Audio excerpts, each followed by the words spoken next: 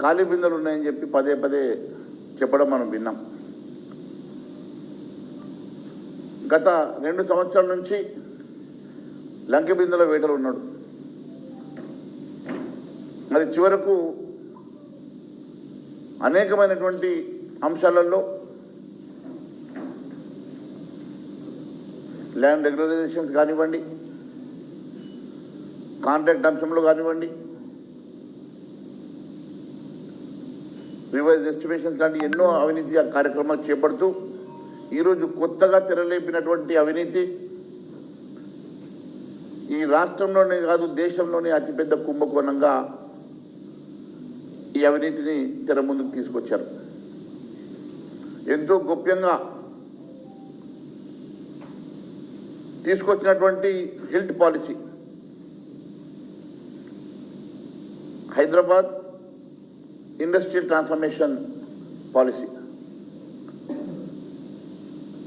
మరి Hyderabad industrial land transformation policy తీసుకొచ్చి Hyderabad ring road లోపల ఉన్నటువంటి 9,292 ఎకరాల భూమిని అప్పనంగా కాజేసే కార్యక్రమాన్ని చేపట్టడం,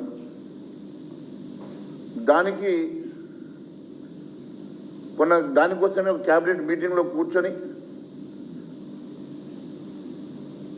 కనీసం క్యాబినెట్లో ఎజెండాలో ఇది వాళ్ళకి సర్క్యులర్స్ ఇవ్వకుండా కేవలం డ్రాఫ్ట్ కాపీస్ ఇచ్చి ఆ డ్రాఫ్ట్ కాపీస్ని వెంటనే క్యాబినెట్ మీటింగ్ అయిన తర్వాత రిటర్న్ తీసుకున్నారంటే ఎంత గోప్యంగా ఈ కార్యక్రమాన్ని తీసుకున్నారో, ఎంత గోప్యంగా హిల్ట్ కార్యక్రమాన్ని వాళ్ళు డిజైన్ చేసుకొని ప్లాన్ చేసుకున్నారో దీన్ని బట్టి స్పష్టమవుతున్నది.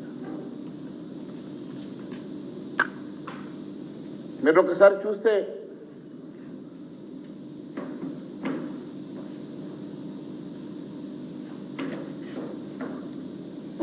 మొన్న ఒక జీవో తీసుకొచ్చారు. 22 నవంబర్ 2025 శనివారం రోజు జీవో నెంబర్ 27 తీసుకొచ్చి ఈ భూములన్నీ కూడా రిజిస్టర్ వాల్యూ అంటే SRO register sub registration office వాల్యుయేషన్లో 30% కట్టేసి ఇచ్చేస్తామని, కోట్ల రూపాయలు ఉన్నటువంటి ఈ భూమిని మరి 1/4 రేట్ కూడా లేనటువంటి ఎస్ఆర్ఓ రేట్లో కూడా 30%కి వారికి దాంట్లోనే ఆ జీవోలో చాలా స్పష్టంగా చెప్తా ఉన్నారు. కన్వర్షన్ ఛార్జెస్ కూడా ఇంక్లూజన్ అంట, కన్వర్షన్ ఛార్జెస్ కూడా మరి దాంట్లో ఇంక్లూజన్ అని చెప్పేసి జీవోలో స్పెసిఫిక్గా చెప్తా ఉన్నాం. అంటే ఇండస్ట్రియల్ ఎస్టేట్స్ పార్క్లో ఉన్నటువంటి భూములన్నీ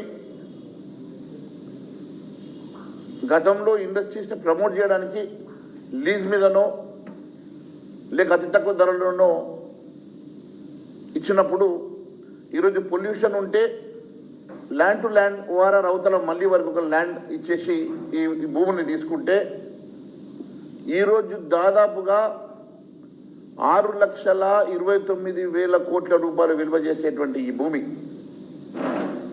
ఈ రాష్ట్రంలో ఉన్నటువంటి అప్పులన్నీ తీర్చగలిగేటువంటి ఈ ఆస్తి ఈరోజు కేవలం 5,000 కోట్ల రూపాయలకి ప్రభుత్వ ఆదాయంతో చేతులు దులుపుకొని లక్షల కోట్ల రూపాయల కుంభకోణానికి తెరదీసినటువంటి రేవంత్ రెడ్డి గారు ఈ 6,29,000 కోట్ల రూపాయల విలువైనటువంటి భూమితోటి ఈరోజు ఈ రాష్ట్రంలో ఉన్న అప్పులు తీర్చగలిగినప్పుడు అవేమీ కాకుండా ఈ దేశంలోనే రిచెస్ట్ పొలిటీషియన్ కావాలనుకొని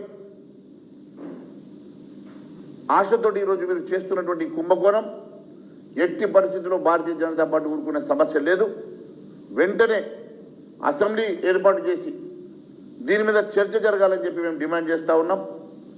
ఎట్టి పరిస్థితుల్లో మీరు మొండి వైద్యులతోటి ఈ భూముల్ని దారాదత్తం చేస్తే రేపు మా ప్రభుత్వం వచ్చిన తర్వాత దీని మీద ఖచ్చితంగా ఎంక్వైరీ చేసి దీని వెనుకున్న వారందరినీ కూడా జైల్లో పెడతామని చెప్పి తెలియజేస్తూ ఉన్నాం. 1 కాదు 2 కాదు లక్షల కోట్ల విలువ చేసేటువంటి ఈ భూమి ఈయన శ్రీధర్ బాబు గారు చెప్తా ఉన్నారు.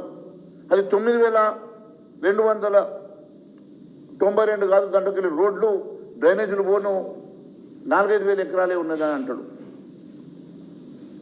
సరే, మీరు డెవలప్మెంట్ చేసిన 30% మీరు హెచ్ఎండిఏకి ఇచ్చినా ఎవరికి ఇచ్చినా ఇలా 33% మీరు రోడ్స్కి డ్రైనేజ్కి పోయినా మిగిలిన భూమి మీరు స్క్వేర్ యార్డ్లు అమ్మితే ఈరోజు వచ్చేటువంటి 6,29,000 కోట్ల విలువయ్యే భూమి అది. ఈరోజు ఇంత విలువైనటువంటి భూమిని ఎస్ఆర్ఓ రేట్లు 30% అంటే ఇంతకన్నా దారుణం ఒకటి లేదు. దానికి సర్దుకునేదానికి నేను శ్రీధర్ బాబు చెప్తాడు, గతంలో టీఆర్ఎస్ ప్రభుత్వం కూడా ఇదే పని చేసిందని. టీఆర్ఎస్ ప్రభుత్వంలో వారు చేసినటువంటి అవినీతిని వీళ్ళు ల్యాండ్ మార్క్గా మార్చుకున్నట్టుగా, వారి బాటలోనే మేము నడుస్తున్నట్టుగా చెప్తా ఉన్నారు. నేను అడుగుతా ఉన్నాను శ్రీధర్ బాబు గారిని, వాళ్ళు చేసినారంటే వారు చేసిన తప్పు మీద ఎంక్వైరీ పెట్టి మీరు వారు తప్పు చేస్తే వారిని జైల్లో పెట్టాల్సింది పోయి, కేసులు పెట్టాల్సింది పోయి, దాని మీద ఇన్వెస్టిగేషన్ చేయాల్సింది పోయి, మీరు వారు చేసిండు కాబట్టి మేము చేస్తామని, వాళ్ళు గొర్రెలు తింటే మేము బర్రెలు తింటామన్నట్టుగా ఉన్నారు. వాళ్ళు చేసిన అవినీతి బాటలోనే మేము నడుస్తాం, వారు అవినీతి చేసిండ్రు, వాళ్ళు 100 కోట్లు 1000 కోట్లు సంపాదించారు, మేము లక్షల కోట్లు సంపాదిస్తామని చెప్పి అదే బాటలో నడుస్తున్న మాట వాస్తవం కాదని అడుగుతున్నాం. ఇంతటి దారుణం మరి గతంలో ఎన్నడూ చూడలే. ఇది ముమ్మాటికి హిల్ట్ పాలసీ, ఒకటి లూటీ పాలసీ, ఒక మాలిఫైడ్ ఇంటెన్షన్ తోటి ఈ రాష్ట్ర ఖజానాని దోచుకోవడానికి మీరు తీసుకొచ్చినటువంటి పాలసీగా మేము భావిస్తున్నాం. రాష్ట్ర ప్రజలందరూ గమనిస్తూ ఉన్నారు.